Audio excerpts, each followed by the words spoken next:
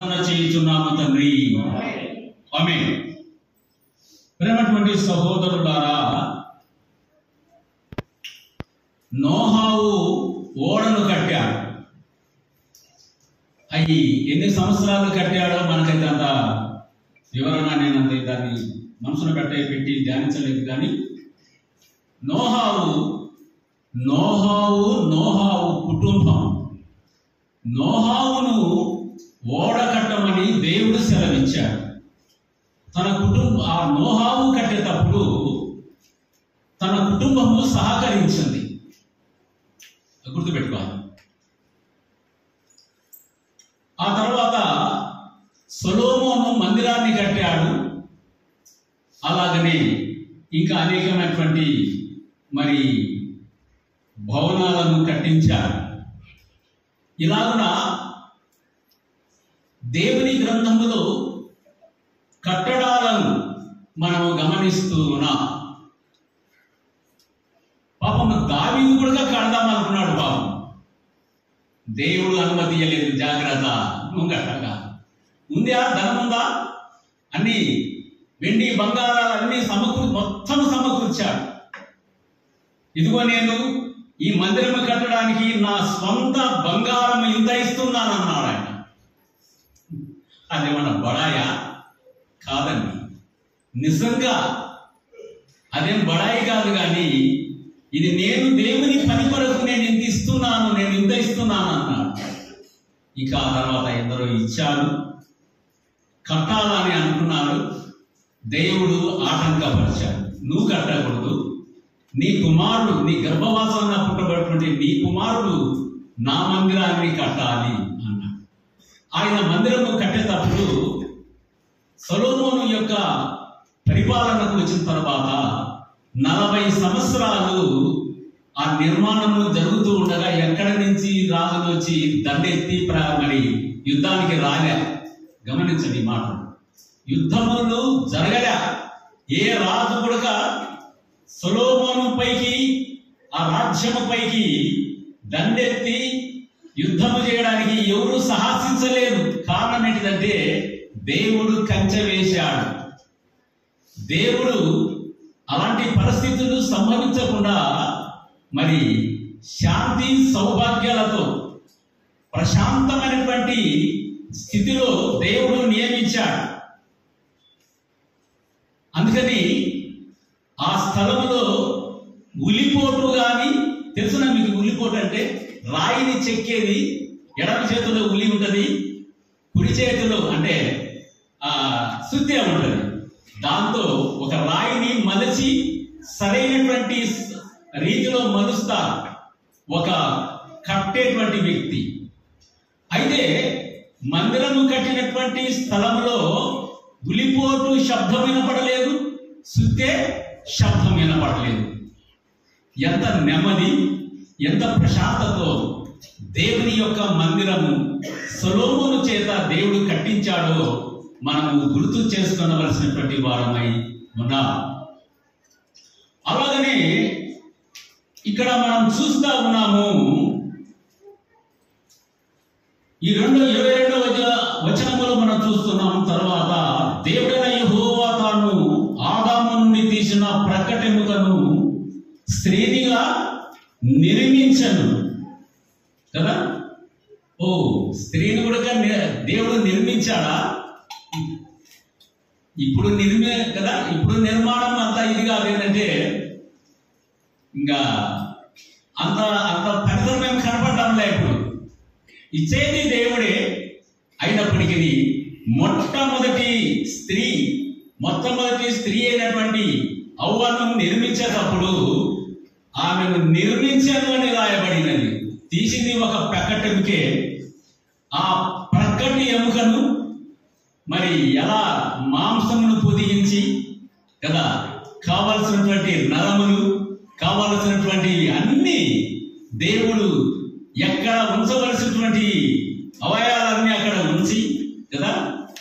నిన్న దైవానందం మాట్లాడేటప్పుడు కదా అదే అని అంటున్నాడు కదా. మానవ లోపల పేర్లు ఏమేమి ఉన్నాయో అవన్నీ ఎక్కడ సందు లేకుండా దేవుడు అంత చక్కగా అద్భుతంగా మానవుని నిర్మించాడు దేవుడు. ఆశ్చర్యమే అన్నాడు. వాస్తవం ఆశ్చర్యమే కదా. అయితే ఆయన మొదటిగా ఆదామును చేశాడు. అందులో అంత మరి కనపరచలేదు. ఆయన పనితనం ఉన్నది, ఆయన చేతి పని ఉన్నది. కానీ ఆదామును గురించి అంతగా పెద్దగా మాట్లాడలేదు. కానీ అవ్వను నిర్మించేటప్పుడు మనం చూస్తాం. నిర్మాణం లేక కట్టడం అనే మాట మనం చూస్తూ ఉన్నాం. నిర్మాణం అంటే కట్టడమే. ఒక స్త్రీని దేవుడు కట్టాడండి. ఎలా కట్టాడు అంటే లోపము లేకుండా కట్టాడు. అది గొప్ప విషయం. లోపము లేకుండా అవ్వను నిర్మించాడు. ఈ కట్టడము చాలా ఆశ్చర్యకరమైనటువంటి కట్టడం. ఈ కట్టడము ఎవరు కట్టలేదు.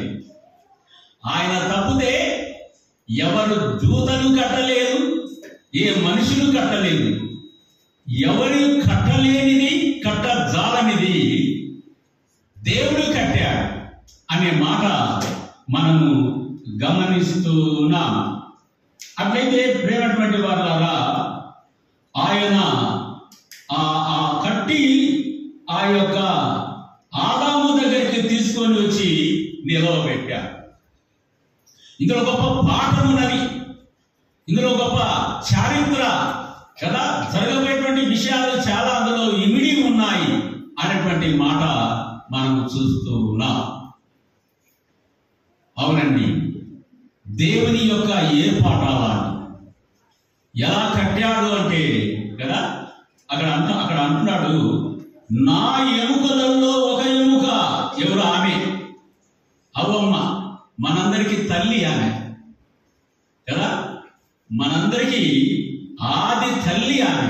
ఆమెను చూసి ఆది తండ్రి అయినటువంటి ఆదాము అంటున్నాడు, నా ఎముకలలో ఒక ఎముక, నా మాంసములో ఒక మాంసము, ఇది నరునిలో నుండి తీయబడెను గనుక నారి అనబడును అనే మాట ఆయన ఒక గీతము వలె తీసి ఆయన పాడుతూ ఉన్నాడు.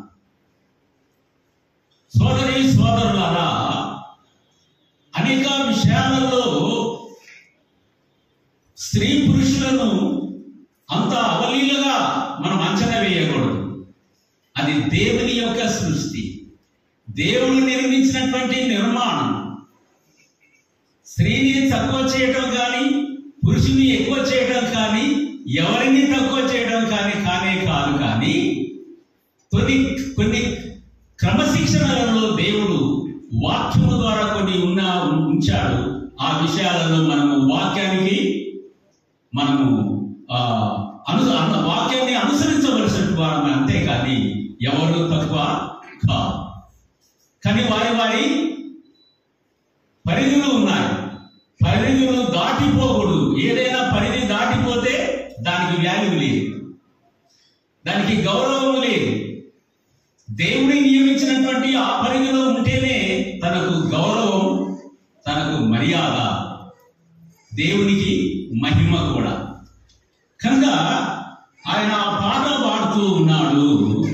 నిర్మించిన తర్వాత కదా తీసుకొచ్చి ఇప్పుడు ఆదాము ముందర ఆమెను నిలవబెట్టాడు.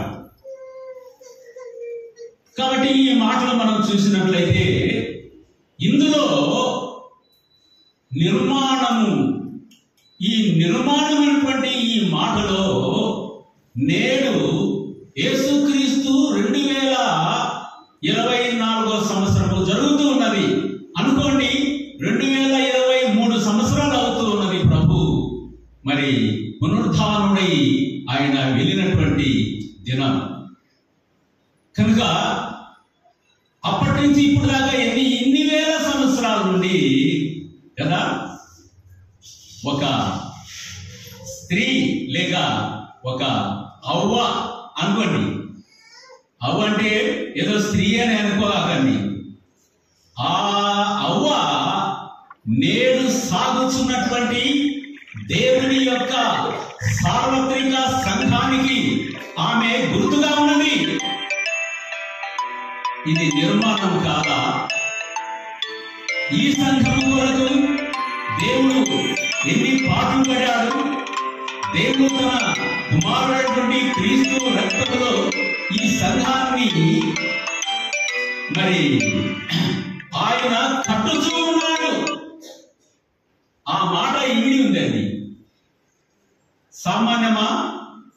ఒక వ్యక్తి రక్షింపబడి తాను సువార్త విని పాపిని గ్రహించిన తర్వాత ఆమె ప్రభువుకు అప్పగించుకొని, ఆ వ్యక్తి ప్రభువుకు అప్పగించుకొని బాప్తిసం తీసుకొని సంఘములో సాగుతూ ఉంది అంటే కదా, అది నిర్మాణం అవుతూ ఉన్నది. అవ్వ ఆ రోజే నిర్మాణం అయిపోయింది, ఆదాం దగ్గరికి తీసుకుపోయింది. ఆ కొంచెంలో చాలా చాలా చాలా సంగతి ఇమిడి ఉన్నది అనే మాట నేను జ్ఞాపకం చేస్తున్నా. కాబట్టి ప్రియమైనటువంటి వారులారా, సంఘాన్ని నిర్మించి సంఘానికి సేవకులనిచ్చి సంఘానికి సంఘ పెద్దలనిచ్చి సంఘములో పరిచారకులనిచ్చి సంఘాన్ని పోషించి వాక్యము చేత పరిశుద్ధాత్మ యొక్క నడుపుదల కింద దేవుడు కట్టుతూ ఉన్నాడు కదా. ఆ కట్టడం ఇంకా అయిపోలేదు, ఒక రోజు అయిపోతుంది. మధ్యాకాశములో అవ్వను ఎలా తీసుకుపోయి ఆదాము ముందు నిలవబెట్టాడో అలాగున్న పరిశుద్ధాత్ముడు దేవుని యొక్క సంఘం, సార్వత్రిక సంఘం ఎత్తబడుతూ ఉన్నది. ఆ దినాన ఆ మహాపురుషుడు ప్రభు అయిన యేసుక్రీస్తు అని చెప్పాలి. కడపటి ఆదామైనటువంటి క్రీస్తు ప్రభు ఆయన మధ్యాకాశానికి రాబోతూ ఉన్నాడు. ఈ సంఘం అనేటువంటి ఇది ఒక వధువు అని మనం చూస్తూ ఉన్నాం. పెళ్లి జరగబోతుంది. ఈ వధువు సిద్ధపడుతూ ఉన్నది. ఈ వధువును దేవుడు కట్టుతూ ఉన్నాడు. పేతురు పత్రికలో మనం చదువుతున్నాం కదా, ఒకసారి చూద్దామా? పేతురు పత్రిక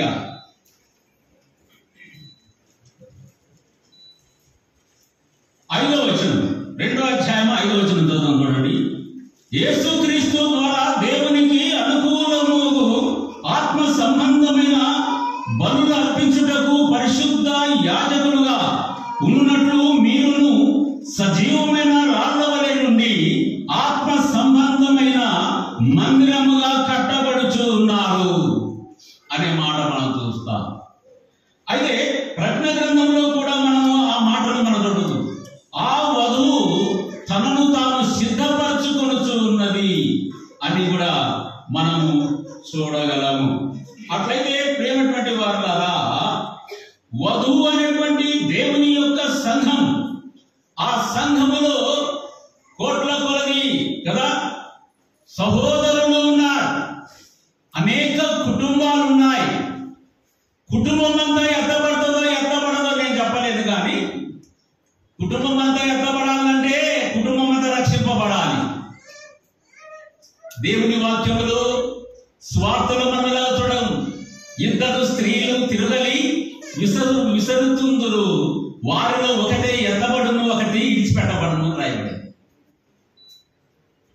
అలాగనే ఇద్దరు కలిసి ఒక మంచం మీద పడుకుందరు కదా, వారిలో ఒకరు ఎత్తబడతారు, ఒకరు విడిచిపెట్టబడతారు అని రాయబడింది. అట్లయితే భార్య భర్తలే కావచ్చు, అక్క చెల్లెళ్ళే కావచ్చు, అన్నదమ్ములే కావచ్చు, తండ్రి కుమారులే కావచ్చు, ఒక మంచం మీద పడుకోవచ్చు కదా. కానీ రక్షింపబడిన వారు ఎత్తబడతారు అనే సంగతి. ఇద్దరు రక్షింపబడితే ఇద్దరు ఎత్తబడతారు. కానీ ప్రభు అక్కడ పలికే విషయాలు ఏంటంటే ఒకరు విడిచిపెట్టబడతారు, ఒకరు ఎత్తబడతారు. ఒకవేళ ఒకే ఇంటిలో అయితే రక్షింపబడిన వ్యక్తి ఎత్తబడతారు. అయితే మనము ఈ మాటకు వస్తే సజీవమైన రాళ్ల వలె ఆత్మ సంబంధమైన మందిరముగా కట్టబడుచు ఉన్నారు అనేటువంటి మాట. ఈ యొక్క 22వ వచనం 2:22 వచనాన్ని మనం జోడిస్తే ఎంత చక్కని పోలికల ఉందో అక్కడ మనకు అలాగనే మనకు గుర్తుకు వస్తారు కదా. కాబట్టి ఈ అవ్వను మాత్రము నిర్మించి ఆదాము దగ్గర తీసుకుపోయినాడు. ఆ కొంచెంలోనే చాలా సంగతి ఇమిడి ఉన్నది. దానినంతా దగ్గరికి చేర్చడానికి అంత ఈజీ అని కాదు, ఒక గంటలో చెప్పలేము. కనుక ప్రేమటువంటి వారలారా, ఈ కట్టబడడానికి ఎంతో ప్రయాస ఉన్నది.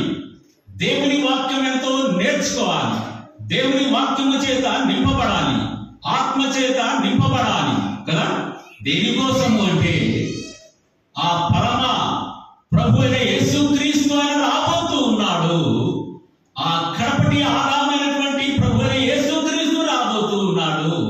ఈ సంఘము ఆయన ఎదుట ఒకరోజు నిలబడితే ఆ పెళ్లి పెద్ద ఎవరు? ఆ పెళ్లికి పెద్ద ఎవరు? పరిశుద్ధాత్ముడు అనే సంగతిని మనం చూస్తాం. ఇసాకు ఈ వివాహంలో కూడా మనం పోయినప్పుడు ఆ రెబెక్కను తీసుకొని వచ్చేటప్పుడు పోయింది ఎవరు? పెద్దదాసుడైనటువంటి ఎలియాజర్. ఆయనే పెళ్లి పెద్ద. ఆయనకు సహకారులు ఇంకా 10 మంది ఉన్నారు. వారితో అంత పెద్ద ఇది లేదు, కానీ అసలు మెయిన్ కారకుడు ఎవరంటే ఎలియాజరే. పెళ్లి కూతురును ఇస్సాకు దగ్గరికి తీసుకొని రావడానికి కంకణం కట్టుకున్నవాడు ఎలియాజర్. అబ్రహాము దగ్గర వాగ్దానం తీసుకొని అక్కడ మరి ఆయన దగ్గర ప్రమాణం చేయించుకొని వచ్చిన వాడు ఆ ఎలియాజరే. అట్లయితే పరమ ఎలియాజరు ఎవరు అంటే పరిశుద్ధాత్మ దేవుడు.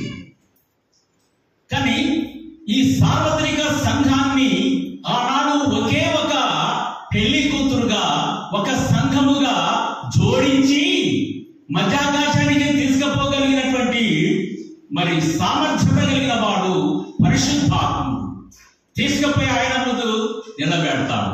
ఆడ కదా వివాహం, ఆడ అక్షరార్థమైన ఈ వివాహాలు కాదు, అక్కడ జరిగేటువంటి వివాహము అది చాలా విశేషమైనది, చాలా పరిశుద్ధమైనది.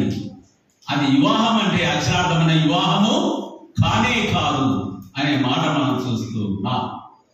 కాబట్టి ఇక్కడ ఈ వివాహాన్ని మనం చూస్తూ ఉన్నాం. ఎక్కువ సార్లు వివాహ సందర్భాలలో ఈ మాటలను ఉపయోగిస్తారు. కనుక ప్రియమైనటువంటి వారలారా, ఆ యొక్క ఆమెను కట్టినవాడు దేవుడే అని మనము గమనిస్తూ ఉన్నాం. రోమీయులకు రాసినటువంటి పత్రిక 5వ అధ్యాయము 14వ వచనాన్ని మనం కొంచెం చదువుదాం. చూడండి, 5:14.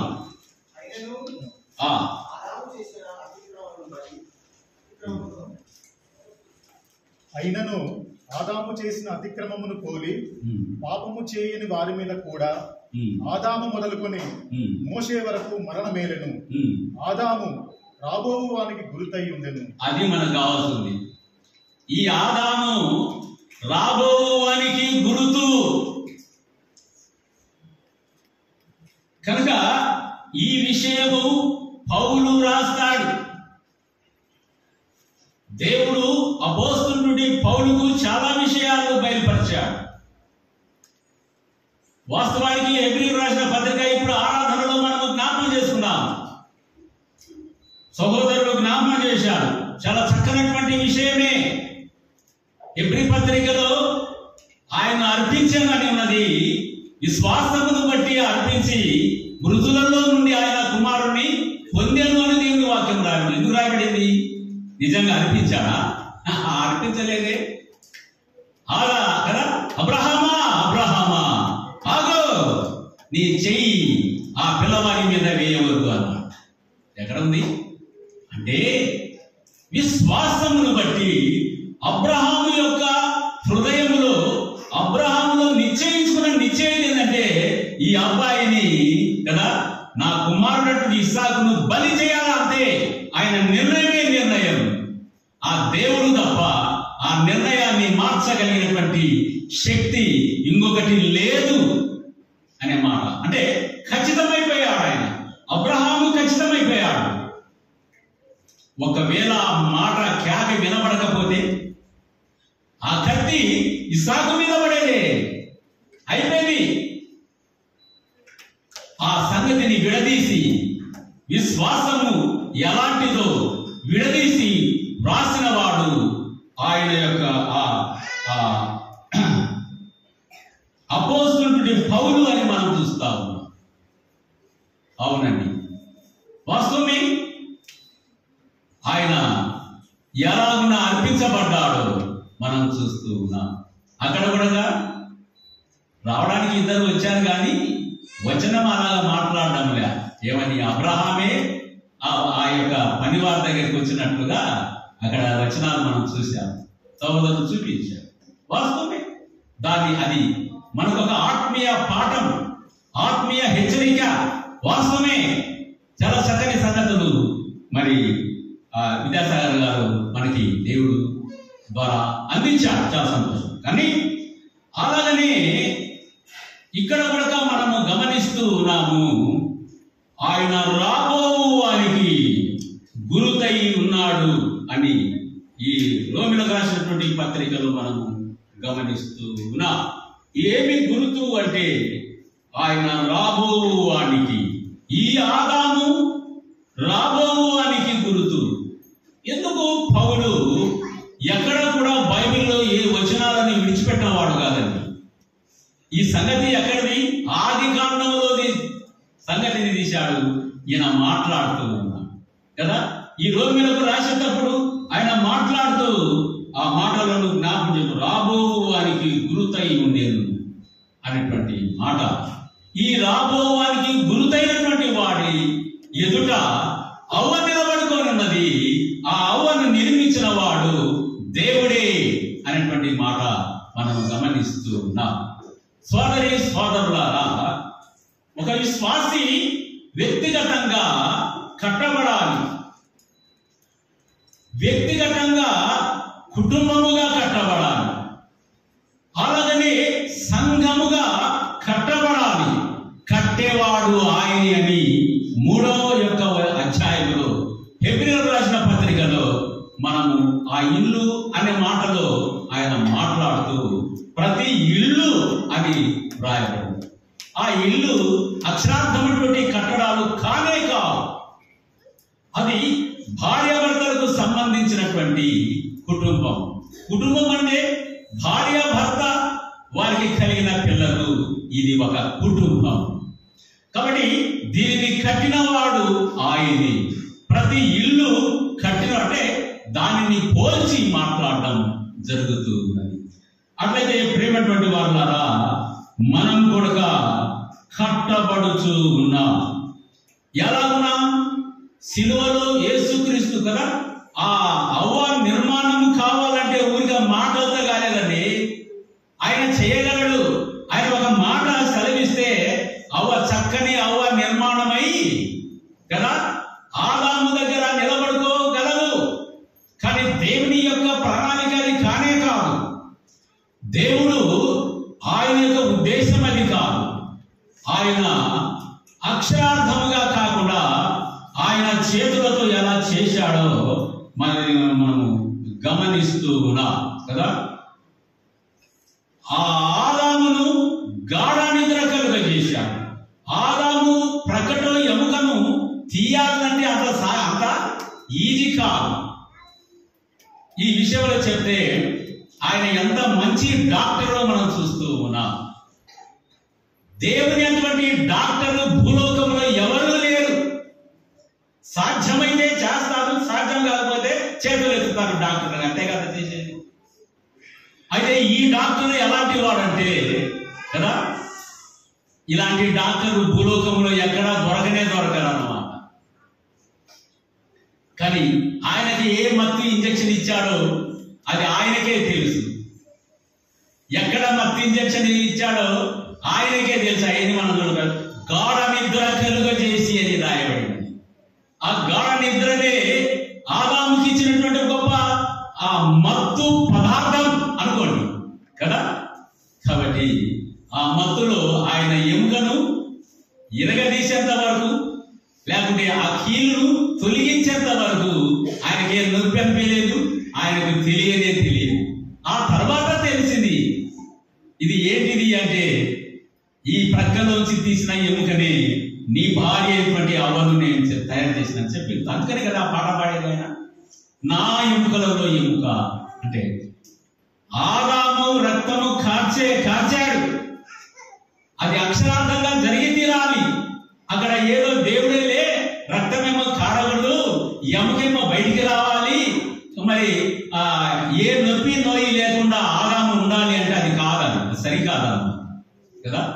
అది చరిత్ర ఒప్పుకోదు. దేవుడు సర్వశక్తి కలిగిన వాడే కానీ ఆయన యొక్క ప్రణాళిక, ఆయన సత్యం. ఈ సత్యం అనేటువంటి మాట చాలా విశేషమైనది.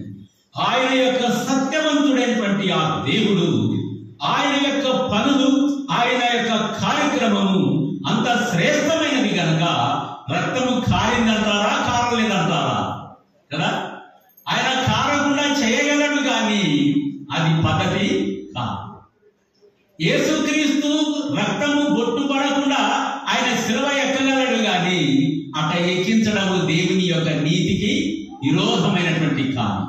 కనుక క్రీస్తు రక్తము కార్చే తీరాలి, క్రీస్తు బాధ అనుభవించే తీరాలి, క్రీస్తు దెబ్బలు తినాలి, ఆయన శ్రమ పడాలి, లాస్ట్కు ఆయన నాలుక ఆయన దవడలకు అంటుకున్నది అని రాయాలి.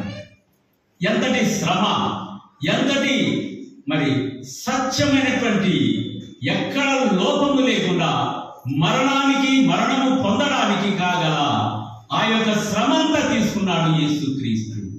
నిజంగా ఆయన యొక్క దేహమంతా దెబ్బలు, గాయాలు పొడవబడ్డది. హరికాలు మొదలుకొని తల వరకు గాయాలతో మరి పొడవబడినట్లుగా మనము గమనిస్తూ ఉన్నాం.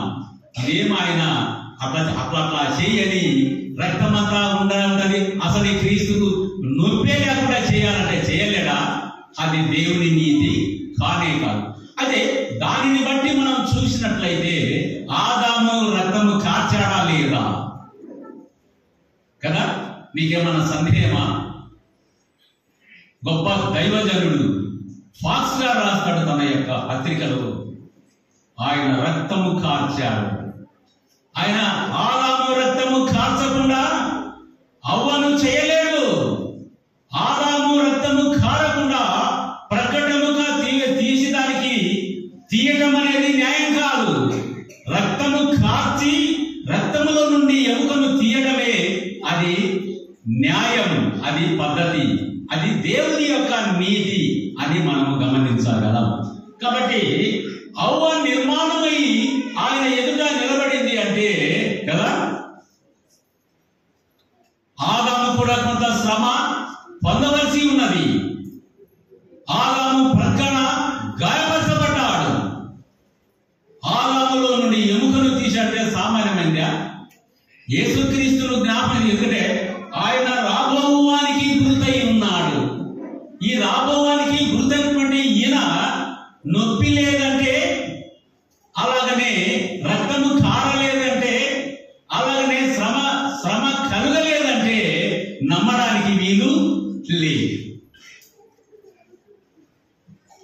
కనుకనే ఆదాముకు కష్టమైపోయింది, శ్రమ అనుభవించాడు. అప్పుడు అవ్వ ఆయన కన్నుల ఎదుట కనబడుతూ ఉన్నది. ఈనాడు సంఘము ఆయన కన్నుల ఎదుట కనబడి, ఆయన ఆరాధించేటువంటి సంఘం, ఆయన్ను ప్రార్థించే సంఘం, ఆయన్ను సేవించేటువంటి సంఘము నేడు కనబడాలంటే ఆయన ఆ యొక్క ఆనందమును చూసి, ఆయన ఆ శిలువ శ్రమను ఎక్కడ అనేది హెబ్రీయులకు రాసినటువంటి పత్రికలో, రోమీయులకు రాసిన పత్రిక, హెబ్రీయులకు రాసిన పత్రిక 12వ అధ్యాయం కదా, రోమీయులకు రాసిన పత్రిక 12వ అధ్యాయం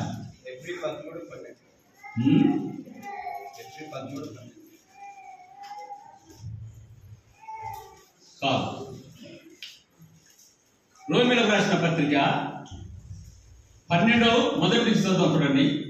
కాబట్టి సహోదరులారా, పరిశుద్ధమును దేవునికి అనుకూలమైన సజీవ యాగముగా మీ శరీరములను ఆయనకు సమర్పించుకొనుడని దేవుని వాత్సల్యతను బట్టి మిమ్మల్ని బతిమాలుకొనుచున్నాను కదా.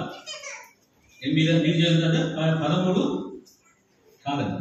కావున ఆయన అవమానమును నిర్లక్ష్య పెట్టి, దేనిని అవమానము మరి ఆయన నిర్లక్ష్య పెట్టాడు అనేటువంటి మాట మనం చూసినట్లయితే,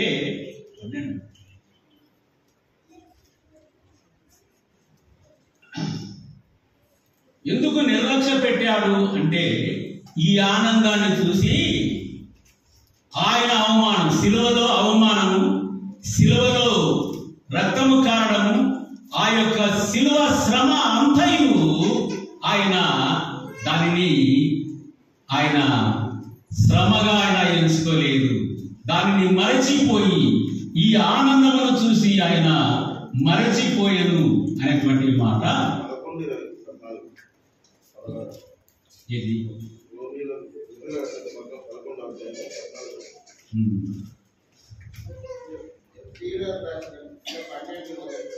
12 ఆయన తన ఎదుట ఉంచబడిన ఆనందము కొరకై అవమానమును నిర్లక్ష్య పెట్టి సిలువను సహించి దేవుని సింహాసనం యొక్క కుడిపార్శ్వమున ఆసీనుడయ్యున్నాడు. అది సంగతి. కానీ మనం జ్ఞాపకం చేసుకున్నట్టే 2వ వచనంలో మనలను ఆవరించి ఉన్న రెండే కదా చదివింది, చివరిలో నుంచి కదా.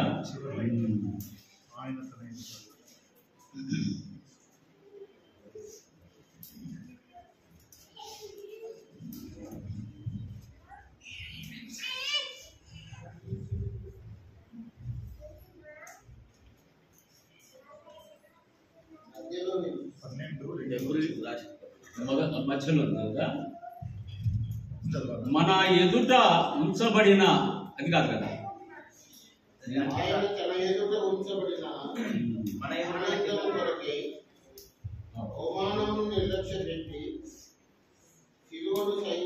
మధ్యలో ఉండేది కదా, రైట్. ఆ మాట మనకు కావాలి. ఆయన తన ఎదుట అనే మాట మనం చూస్తూ ఉన్నాం. ఉంచబడిన ఆనందముకై, అది నాకు కావాల్సినటువంటి పాయింట్ అదేనమాట. ఆయన ఎదుట కదా ఉంచబడిన ఆనందము కొరకై అవమానాన్ని నిర్లక్ష్య పెట్టాను, అది మనకు కావాల్సింది కదా. కాబట్టి దానిని, ఆ ఆనందం, దీంట్లో చాలా సంగతి ఇమిడి ఉన్నది. మనం 5 మాట్లాడలేము, మనకు టైం అయిపోయి, మన టైంలో మనం ముగించుకుందామండి. మనకు టైం ఉన్నది, సరైనటువంటి టయానికి మనం ముగించుకుందాం. కాబట్టి ఆయన తన ఎదుట ఉంచబడిన ఆనందము కొరకై, ఆ ఆనందము ఏది అంటే ఇదే, దేవుని యొక్క సంఘము ఆయన ఎదుట కూడి ఆయనను ఆరాధించుట, విశ్వాసి ఆయనను సేవించుట, అంతకంటే ఆనందం ఇంకొకటి మరొకటి లేనే లేదు అనేటువంటి విషయాన్ని మనం జ్ఞాపకం చేసుకుంటున్నాం కదా. కాబట్టి ప్రియమైనటువంటి వారులారా, అందుకనే యేసు క్రీస్తు యొక్క రక్తములో ఉద్భవించబడినది దేవుని యొక్క సంఘం అనేటువంటి మాట మనం గమనిస్తూ ఉన్నాం. ఎలా అంటే, ఆయన యొక్క శిలువ రక్తం, సంఘము ఉద్భవించడానికి ఆయన యొక్క శిలువ రక్తము అనే మాట మనం చూస్తూ ఉన్నాం. తదుపరి జరగబోయేటువంటి ఆనందము ఆయనకు తెలుసు, చూస్తూనే ఉన్నాడు కనుక దాని కొరకై యేసుక్రీస్తు తన యొక్క ప్రాణాన్ని శిలువలో ధారపోసినట్లుగా మనము గమనిస్తూ ఉన్నాం. కాబట్టి ప్రేమటువంటి వారులారా, మనము సజీవమైన రాళ్ళ వలె కట్టబడడానికి సజీవులుగా, ఈ మందిరము కట్టబడడానికి సజీవులే కావాలి, కానీ సజీవులు కాని వారు మందిరం కట్టడానికి పనికిరారు, అది కదా. కానీ ఈ సజీవరాలని ఆడగద్దాం. దేవుని మందిరము కట్టడానికి సజీవమైన రాళ్ళు ఎక్కడ దొరుకుతాయి కదా? అవును, దేవుని సంఘములోనే అవి దొరికేది, ఇంకొక చోట అవి దొరకవు. కాబట్టి ఈ సజీవరాలను మోసుకొని రావాల్సిన పని లేదు. అయితే లోకములో ఉండేటువంటి రాళ్ళు, కట్టడానికి కావలసినటువంటి రాళ్ళు అవి సజీవమైనవి కావు. కనుకనే ఒక వ్యక్తి భుజాన పెట్టుకొని తీసుకొని వచ్చి మరి ఒక కట్టడాన్ని కడుతూ ఉన్నారు. అయితే ఈ సజీవమైన రాళ్ళను కట్టడానికి వీటిని మోసుకొని రావాల్సినటువంటి అక్కర లేదు అనేటువంటి మాట మనం చూస్తూ ఉన్నాం. మనందరము మనల్ని ఎవరు మోసుకొని రాలేదు. ఆయన రక్తము చేత కొనబడినవారు, ఆయన రక్తము చేత విమోచింపబడినవారు. వీరు దేవుని సన్నిధికి రావడానికి ఎవరు బలవంత పెట్టాల్సిన అవసరత లేదు. ఎందుకు? వారు కొనబడిన వారు. దేని చేత కొనబడిన వారు అంటే కదా, యేసుక్రీస్తు రక్తము చేత కొనబడిన వారు. అందుకని మన కోసము క్రయము కట్టాడు అంటే ఆ క్రయము అమూల్యమైనటువంటి ఆయన యొక్క రక్తమే అని మనము గమనిస్తూ ఉన్నాం. ప్రేమటువంటి వారులారా, అది ఎలా అంటే దానికి ఈ మాటలు, ఎందుకంటే విద్యాసాగర్ ఒక మాట మాట్లాడారు ఎప్పుడు రాసిన పత్రికలు కదా, ఆ మాట మరలా ఒకసారి అందులో ఒక చిన్న ముక్క పనికి వస్తుందండి మనకు కదా. ఆయన మృతులలో నుండి అనేటువంటి మాట, అది చాలా శ్రేష్టమైనది. ఆ మాట మనం చూస్తూ ఉన్నాం. ఆ చివరిలో ఉన్నవి, మృతులను సహితము లేపుటకు దేవుడు శక్తిమంతుడని ఎంచిన వాడై తన ఏక కుమారుడై అర్పించి ఉపమాన రూపముగా అతని మృతులలో నుండి మరలా ఆయన దేన్ని బట్టి, అది విశ్వాసమును బట్టి. ఆ పైన 4వ వచనము 3వ లైన్లో ఉంది. అతడు ఆ విశ్వాసమును బట్టి, అది మూలకమము లాంటి ఒక మంచి పదం ఏంటంటే విశ్వాసము అనేటువంటి మాట మనం చూస్తున్నాం. క్రీస్తు యేసును మనం చూడలేదు, ఆయన ఎప్పుడు రక్తం కాచాడో మనకు తెలియదు, ఈ వచనాలు తప్పితే కదా మనం చూడలేదు కదా. కారణం ఎందుకు? ఆ రక్తము పైన మనం ఆధారపడుతూ ఉన్నాం, ఆ రక్తమును మనము ఆశ్రయిస్తూ ఉన్నాం. కారణం ఏంటంటే దేవుని యొక్క వాక్యము ఆత్మ ద్వారా బోధించబడి, పరిశుద్ధాత్మ ద్వారా అట్టి వ్యక్తులు ఆ రక్తము పైన ఆధారపడి, అంటే ఆ రోజు ప్రభు కాల్చినటువంటి రక్తము జరగబోయినటువంటి దాని కొరకు, జరిగే దాని కొరకు కూడా, అన్నిటి కొరకు ఆ రక్తము నేటికి ప్రభావము చూపుతూ ఉన్నది. ఎంతవరకు ప్రభావం చూపుతుందంటే ప్రభువైన యేసుక్రీస్తు మరలా మధ్యాకాశానికి వచ్చేంత వరకు కూడా ఈ రక్తము యొక్క ప్రభావము కదా, ఇది కొనసాగేటువంటి ప్రభావం అని ఉంది. ఆయన రక్తము నేటికి సజీవమైనది అని ఎలా మనము రుజువు చేయగలమంటే మన జీవితము ద్వారా అదే రుజువై ఉన్నది. అంటే విశ్వాసమును బట్టి అనే మాట. అబ్రహాముకు అక్కడి నుంచి పోకతోలికే అబ్రహాం ఆ నిశ్చయత కలిగి ఉన్నాడు. దేన్ని బట్టి అంటే విశ్వాసమును బట్టి. చంపడము ఇవ్వడము అది ఖాయమే, ఆయన హృదయంలో అది నిశ్చయత అయిపోయినది. కానీ ఇంకొక పక్కన ఆ దేవుని యందు విశ్వాసం కలిగిన వాడు ముక్కలు చెక్కలు చేసిన ఆయన అన్నిటిని కూడా సమకూర్చగలిగినటువంటి శక్తివంతుడని ఆయనకు తెలుసు. కానీ నాకు ఇచ్చినటువంటి వంతు ప్రకారం నేను చేయవలసింది చేయాల్సింది అంతే. ఆ తర్వాత ఆయన ఇస్తాడో, దాన్ని సమకూరుస్తాడో, లేపుతాడో, అది నాకు సంబంధించింది కాదు. కానీ విశ్వాసం మాత్రం ఉన్నది. విశ్వాసమును బట్టి మృతులలో నుండి కదా మరి ఆయన పొందగలిగాడు అనేటువంటి మాట చాలా శ్రేష్టమైనటువంటి మాట. కాబట్టి మనం కూడా ఆ ప్రియ ప్రభు కార్చినటువంటి రక్తమే అనేటువంటి మాట మనం చూస్తూ ఉన్నాం. కాబట్టి 19వ వచనము 34వ వచనము చదువుకొని మనం ముగించుకుందాం. చూడండి, ఆ యోహాను సువార్త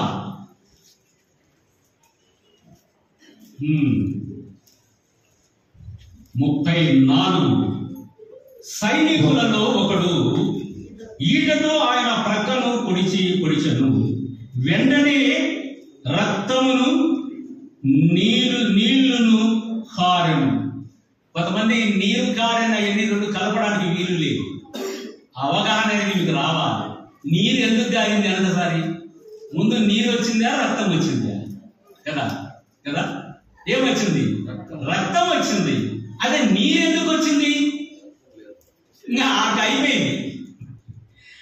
అయిపోయింది. ఇంకా రక్తం అంతా అయిపోతే మిగిలింది ఏంటంటే నీరు. శరీరంలో మిగిల్చబడింది నీరు. అంటే రక్తం ఇక లేదు అని రుజువు పరచడానికి ఆ నీరు వచ్చినది. అది దాని కాదా. కాబట్టి రక్తమును నీళ్లను కారెను అనేటువంటి మాట మనం గమనిస్తూ ఉన్నాం. సిలువలో క్రీస్తు యేసు మనం పాడిన పాటల్లో కూడా ఆ సిలువ ధ్యానంలో మనం మధ్యలో పాడాం కదా, ఆ పాటలో కొంత తప్పు ఉంది. ఆ పాటకు నేను రౌండ్ తిప్పినానది. ఎప్పుడు పొడిచాడు అంటే క్రీస్తు అప్పటికి చనిపోయాడా బ్రతుకున్నాడా? ఆ సైనికులలో ఒకడు బల్లెముతో అతని ప్రక్కన పొడవగా అప్పటికి చనిపోయి ఉన్నాడు ప్రభు.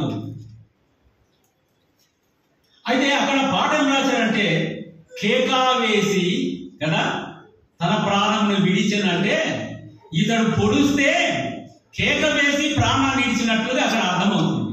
కానీ తప్పనమాట. అది పాడకూడదు నన్ను అడిగితే ఆ చరణాన్ని. లేకపోతే ఆ కింద కేకా వేసిన అనేటువంటి మాట తీసేసి ఇంకొకటి రాసుకొని పాడితే మంచిది కనుక అది. అందుకని ఆ కార్యం ఇది చూసిన వాడు సాక్ష్యం ఇచ్చుతున్నాడు. అతని సాక్ష్యము సత్యమే. మీరు నమ్మునట్లు అతడు సత్యమును చెప్పుతున్నాడని ఎరుగును కదా. కాబట్టి ప్రక్కలో ఆయన పొడవబడ్డాడు. ఆయన రక్తము కారినది. క్రితము దేహంలో ఉన్నటువంటి రక్తం అంతా కార్చాడు యేసు ప్రభు. ఆయన శ్రమను ఎంత మాత్రము మనము తగ్గించడానికి వీలు లేదు. ఆయన పొందినటువంటి శ్రమను, ఆయన గాయాలను, ఆయన కార్చినటువంటి రక్తమును అందులో ఎంత మాత్రమును బలహీనంగా మనము చూపించవలసినటువంటి అవసరత లేదు. అది ఉన్నది ఉన్నట్లుగానే మనము చూపించవలసినటువంటి వాడు. అంటే మనం ఆరాధనలు మనం చూస్తూ వస్తున్నాము. ఆయన దాహము అని అరిచినప్పుడు ఈ సైనికులలో ఒకడు ఏం చేశాడు? చిలుకను కదా, చిలుక అంటే ఒక స్పంజ లాంటిది, అది ఆ నీళ్ళలో నుంచి కదా. అయితే 2 స్థలాలలో రాయబడింది. ఒక చోట నీ పుచ్చుకొని ఆయన ప్రాణం అర్పించాను, తండ్రికి తన ఆత్మను అప్పగించానని రాయబడింది. ఇంకొక స్థలంలో అది రుచి చూచి దాన్ని తాగనల్లకపోయాను అనే మాట 2 సార్లు నేను చాలాసార్లు చూపించాను అన్నమాట. ఈ 2లో కన్నా తప్పుందా? ఏది తప్పు కాదు, కానీ 2 కరెక్టే. ఆయన చేతితో కలిపినటువంటి చిరుకను అందించినప్పుడు ప్రభువు దానిని తాగలేదు. ఎందుకు తాగలేదంటే ఇది సాతాను యొక్క కుతంత్రము. అంటే ఈ శ్రమలో ఉన్నటువంటి వ్యక్తికి ఈ చేతు చిరకను ఇస్తే అది తాగినప్పుడు ఒక రకమైనటువంటి మత్తు వచ్చేస్తుంది. తన శరీరంలోనికి మత్తు వచ్చేస్తుంది. మత్తు ఎప్పుడైతే వస్తుందో ఈ బాధ అనేది కొంత పర్సెంటేజ్ తగ్గుతుంది అన్నమాట. 100% కాదు, దాంట్లో అంతో ఇంతో ఆ మత్తులో తగ్గిపోతుంది. అది ప్రభు అయిన యేసుక్రీస్తు ఆయన సర్వజ్ఞాని కదా. కాబట్టి ఆయన తాగనల్ల లేదు. ఆ తర్వాత ఇస్తే తాగాడు, తండ్రికి తన ఆత్మను అప్పగించాడు. అంటే 100% ఆయనకు పాపులకు రావలసినటువంటి గొప్ప శిక్షలో 100% ప్రభు అయిన యేసుక్రీస్తు అనుభవించి తీరాడు. దానిని మనము గొప్పగా నొక్కి చెప్పవలసినటువంటి అవసరత ఉన్నది అనే మాట మనం అంటే ఆయన 100% పాపి యొక్క పాప క్షమాపణ కొరకు 100% ఆయన బాధ అనుభవించాడు అని సంగతి. కాబట్టి ఎందుకు వాళ్ళు చేదు చిరకనిచ్చారంటే అపవాది చేత ప్రేరేపితుడై ఆ వ్యక్తి అలా ఇచ్చాడు, కానీ యేసు ప్రభు దాన్ని స్వీకరించలేదు. ప్రాణం పోయేటప్పుడు కడపటి స్థితిలో కూడా ఆయన స్వీకరించిన వాడు కాడు అనేటువంటి మాట మనము గమనిస్తూ ఉన్నాం. అట్లయితే ప్రేమటువంటి వారు లాగా యేసు క్రీస్తు ఆదాము కంటే ఎన్నో రెట్లు బాధపరచబడిన వాడు ప్రభు. కాబట్టి ఆయన బాధను మనము చూపగలిగింది, వాక్యము చూపగలిగింది ఏంది అంటే క్రీస్తు యొక్క 100% ఆయన యొక్క శ్రమను కదా. మరి మనం ప్రశంసించనై ఉన్నాం. దేవుని స్తుతించవలసినటువంటి ఏంటంటే ఇంత బాధ అనుభవించినటువంటి క్రీస్తును కదా మనం తలంచుకొని నన్ను జ్ఞాపకం చేసుకోమన్నాడు కదా. ఆయన జ్ఞాపకంలో ఇది కూడా ఒకటి, ఆయన 100% కదా ఆయన అనుభవించాడు, కష్టం అనుభవించాడు. 100% ఒక బొట్టు కూడా తన దేహములో ఉంది అని ఎవరు రుజువుపరచలేరు. ఎందుకంటే ఆ ప్రక్కలో బల్లెలతో పొడిచినప్పుడు రక్తమును నీరు కారు, అంటే ఆ అమూల్యమైన రక్తమును అంతా కూడా ఆయన మరి కార్చినట్లుగా మనం గమనిస్తున్నాం. అంటే అది ఒక గొప్ప క్రయధనం. ఎవరి కోసం అంటే నీ కోసము, నా కోసం. ఎందుకంటే ఎటువంటి పాపి అయినప్పటికీ, ఎటువంటి దుర్మార్గుడు అయినప్పటికీ, ఎలాంటి ఇక ఏ మనుషుడు క్షమించలేడు. ఆయన యేసన్న గారు ఒక మాట మాట్లాడుతున్నాడు. అయ్యా ఆయన సువార్త చెప్తుంటే ఒక స్త్రీ వచ్చిందంట. ఆమె మంతర్సారి, అయ్యా దేవుడు క్షమిస్తాడు మంచిది, నేను ఇప్పుడు దాకా విన్నానయ్యా, పోయిపోయి నాలాంటి దాన్ని కానీ నువ్వు క్షమిస్తాడా? నేను అత్యంత దాన్ని కాదు కదా. ఆమె మంతర్సారి. కొన్ని పరిస్థితుల్లో వాళ్ళను చంపివేయమంటే డబ్బులు ఇచ్చే చంపేసిందంటే ఎంతో మంది. అదో నిన్నాక మొన్న ఎవరో ఫారిన్ వెళ్ళిపోతూ ఈ బిడ్డను నువ్వు ఏం చేసుకుంటావో చేసుకోమని డబ్బులు ఇస్తే ఆ బిడ్డను పేపర్లో నుంచి చెత్తగుండిలో పడేసిందట. ఇట్లాంటి దాన్ని నేను నన్ను క్షమిస్తారా అయ్యా అని యేసన్న దగ్గరికి పోయి మాట్లాడి అప్పుడు యేసన్న అన్నాడంట, నిన్ను ఆయన క్షమించని పాపం అంటూ భూలోకములో లేనే లేదు అని అన్నాడు.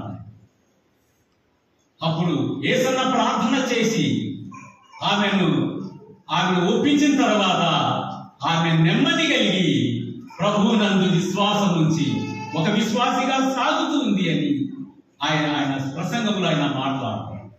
అట్లా ఎటువంటి పాపినైనను క్షమించడానికి సామర్థ్యత ఏమిది అంటే ఆ పాపి కొరకు 100% రక్తమైనటువంటి క్రయం ఆయన చిందించి ఆయన పెట్టాడు అనేటువంటి మాట మనము గమనిస్తూ ఉన్నాం. కారణం ఏంటంటే ఒక సంఘముగా, ఒక స్త్రీనిగా మనం చూస్తూ ఉన్నాం అవనే కానీ ఆయన సంఘంని గురించినటువంటి ఆ గొప్ప సత్యాన్ని ఇమిడ్చి ఆ 2వ అధ్యాయములో రాసినట్లుగా మనము గమనిస్తూ ఉన్నాం. అట్లయితే ప్రేమటువంటి సోదరులారా, యేసు క్రీస్తును నువ్వు నమ్మలేదా? ఎలాంటి విశ్వాసముతో నమ్ముకున్నావు? ఎలాంటి విశ్వాసం? అవు నమ్ముకునేటప్పుడు చిన్న విశ్వాసమే లేదు, అది పెరిగేది అని రాయండి. నేను ఇంకొక మాట నేను జ్ఞాపకం ఏమైపోయింది, ఆవగింజ అని రాయబడిన చాలా నేను ప్రసంగాలు వింటున్నాను కానీ సరైనటువంటి రీతిలో అది ముగించడం కదా. ఆవగింజ గింజలన్నిటిలో చిన్నదని రాయబడింది కదా, అది పెరిగి పెద్దదైన తర్వాత ఆకాశ పక్షులు వచ్చి దాని మీద నివాసములు అవుతున్నాయి కదా.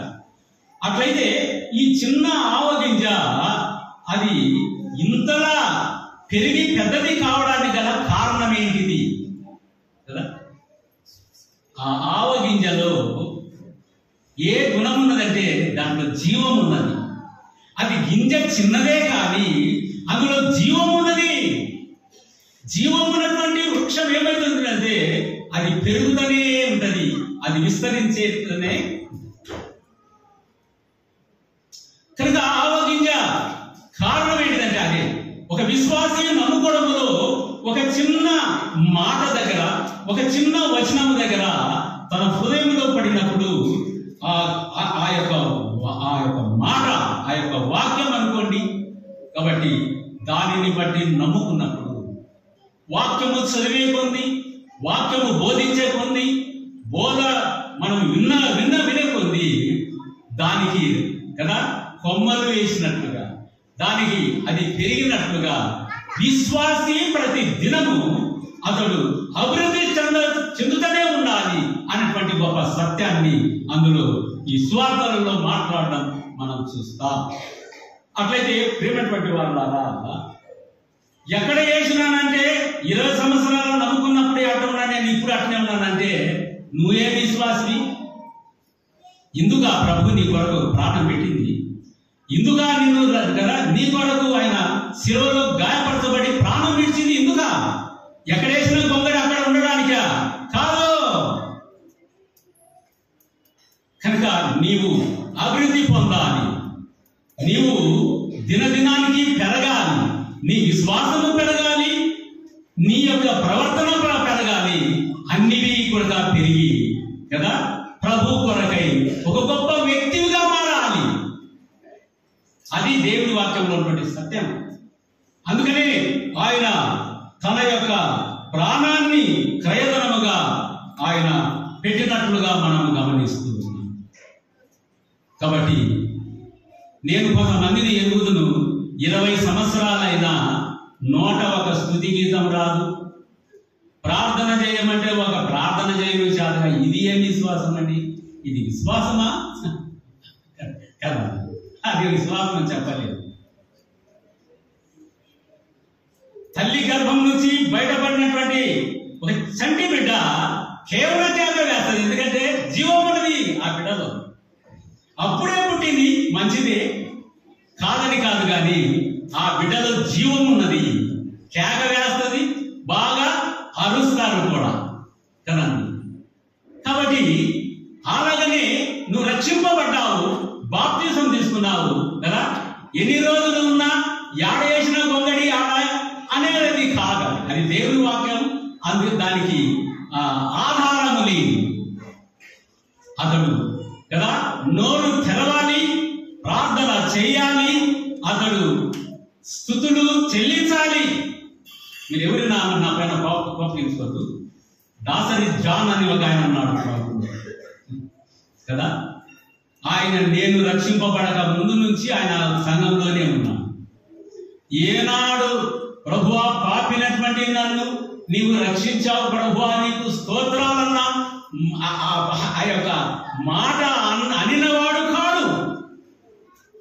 ఎన్నోసార్లు హెచ్చరించాడు.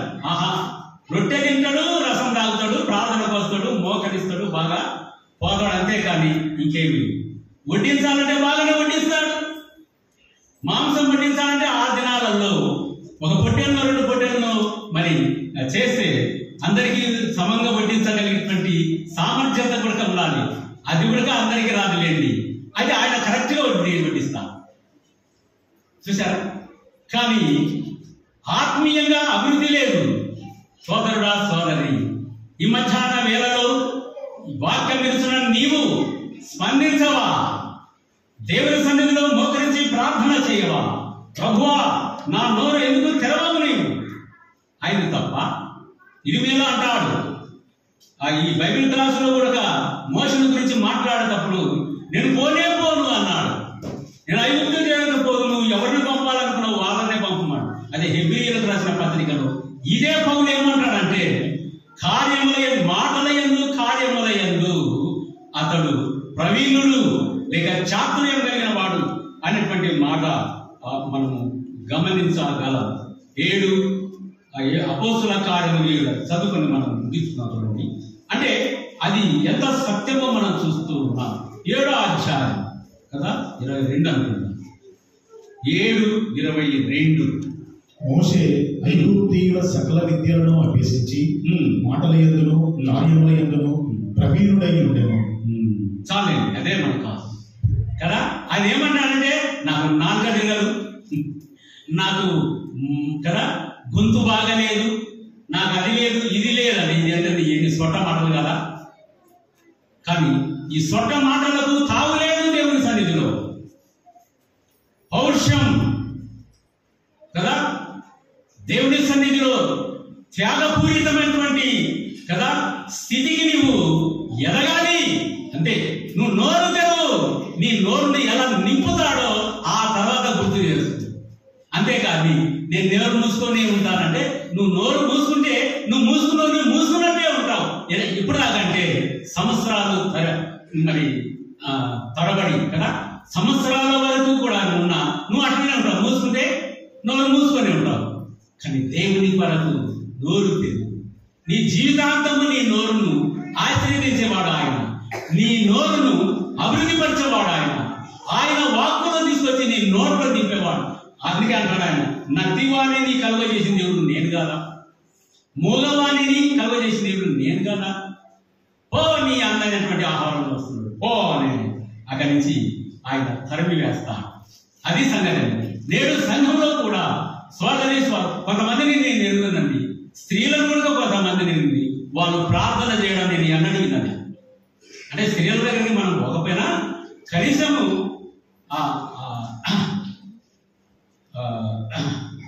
పెద్ద ఏజ్ కలిగినటువంటి వారు సర్వసాధారణ ఏదైనా సందర్భాలలో ప్రార్థన చేస్తారు. స్త్రీల కొడుకులలో ప్రార్థన చేస్తారు కదా. వాళ్ళు స్త్రీల కొడుకులలో కూడా వాళ్ళు నోరు నిలవరు, ప్రార్థన చేయరు. నాకు ఏది వద్దు అంటారు. వంటలు వండమంటే బాగా వండుతారు, వడ్డీయమంటే బాగానే వడ్డిస్తారు. కానీ దేవుని కొరకు ప్రార్థన చేయడానికి కదా సుముఖత చూపించరు. ఏంటి విచిత్రం? ఇది విచిత్రం అనాలా ఇంకేమనాలి చెప్పండి. కాబట్టి నీలో జీవం ఉందని నువ్వు ఎలా రుజువుపరచగలవు కదా. అదిగో కేక వేసినటువంటి పసిబిడ్డను మనం చూస్తున్నాం. ఆ కేక వేసినట్టు కేకల్లోనే ఉండదు కదా, పెద్ద కదా పెరిగి కదా పెద్దవాళ్ళు దేవుని కొరకు మరి గొప్ప సాధనములుగా వాడబడడం మనము గమనిస్తాం. కాబట్టి ఈ అనుభవం ఎలా వస్తుంది అంటే క్రీస్తు యేసును గురించి నువ్వు వినాలి. ఆయన మాటలు నీ హృదయాన్ని తాకినప్పుడు ఈ అనుభవానికి దేవుడే నడిపిస్తాడు. అలాంటి అనుభవం లేని వారు ప్రభువైన యేసు క్రీస్తు కదా మీ స్వరక్షకునిగా అంగీకరించవలసినటువంటి బాధ్యత ఉన్నది. ఈ కడసారి ప్రార్థన సునీల్ గారు ప్రార్థన చేసి